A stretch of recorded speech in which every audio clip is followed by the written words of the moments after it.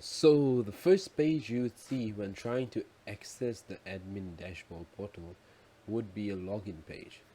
So today we will be signing in as a user rather than a super user admin, which would obviously have access to edit the dashboard, whereas a user login would just allow you to view the dashboard.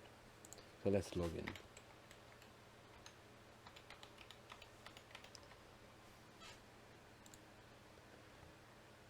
So once the user account, you have two options, either to go to your alert or your event. Both are linked to the same dashboard, but we will start off with the events. If you were to see this, this is basically showing all of the network activity. Now, visible onto the dashboard. I could set this to minutes, seconds, hours, days, weeks, months, or even years. And I can set the refresh rate as to how long I want the network activity to be updated onto the graphs. I'm just going to keep it at 2 seconds. So you could see that every 2 seconds it will start to reload, and the events count will go up or down depending on however the network activity is. So this section basically is showing the total network events that have been taking place throughout the given time of period here, and this is basically a navigation bar switching tabs between events and the alert tab.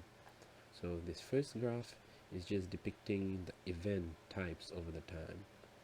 So you can see there are different graphs, and there's a key given here. There's anomalies, there's transport layer security, there's DNS flow, HTTP, and file info.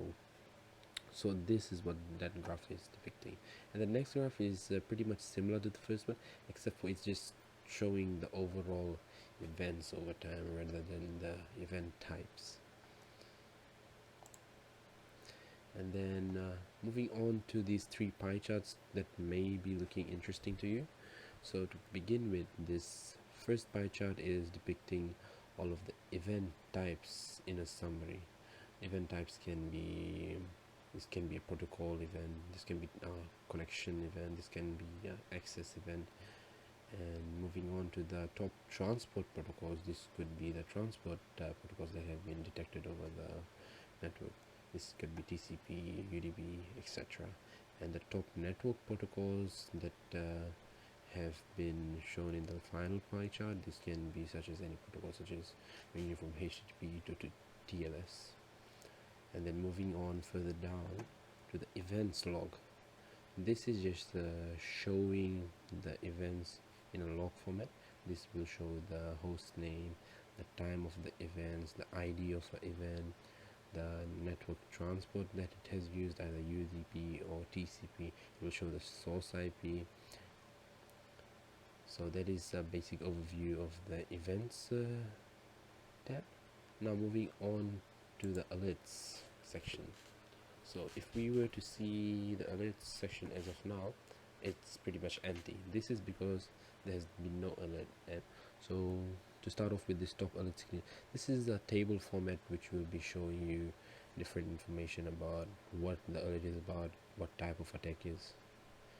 And over here on your left, the top alerts over time will be depicting the alert spike over a period of time. This will be depicted in a bar graph.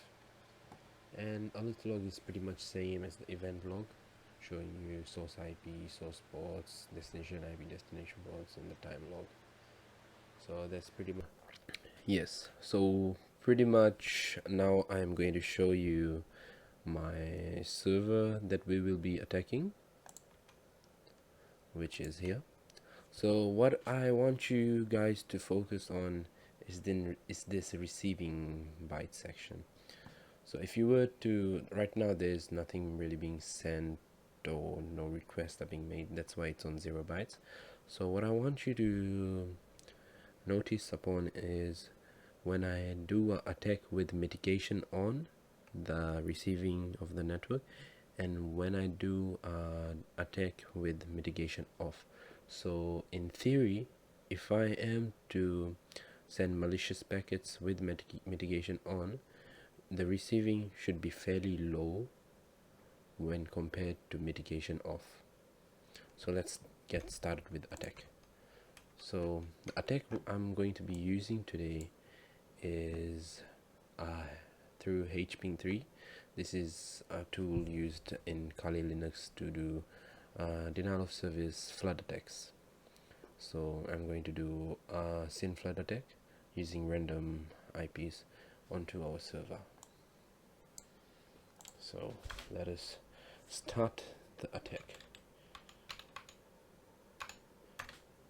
So you can see the attack has now been started. It's fairly low, 0 bytes. It's reaching 100, but it's going down again, maybe spiking up a bit, but fairly down low. 100, 150, below, up to 8, 11. You see numbers in the 20s, you see numbers in the single areas, you see up to 10, 100, dropping below 50, 28.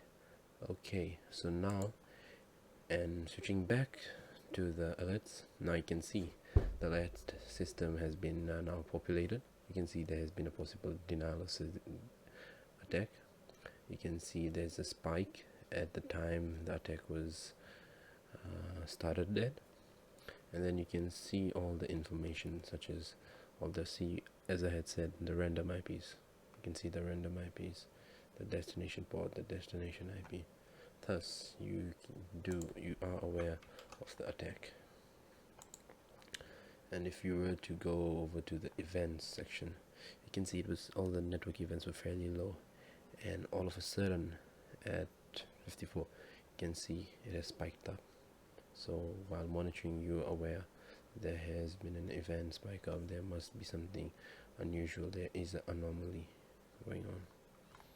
So that would be a basic overview demo of our admin dashboard. Now just going over attack without the mitigation rules, you can see that the numbers are pretty high and that they are not dropping to the single digits, so even like 20s or 1s, 5s, 10s, 11s. They are constantly 100 or above. It's reaching 200, 137. You can see it is not dropping down to a lower point at all. Thus there is no mitigation and dropping of packets happening. Okay, so now just moving on to our system monitor dashboard. See, so it's starting up now. Once it has loaded, it will either show you the CPU usage, the RAM usage, and this is where the alert message will come. So now just going to do a small attack to see how the alerts work. So attack is going on right now.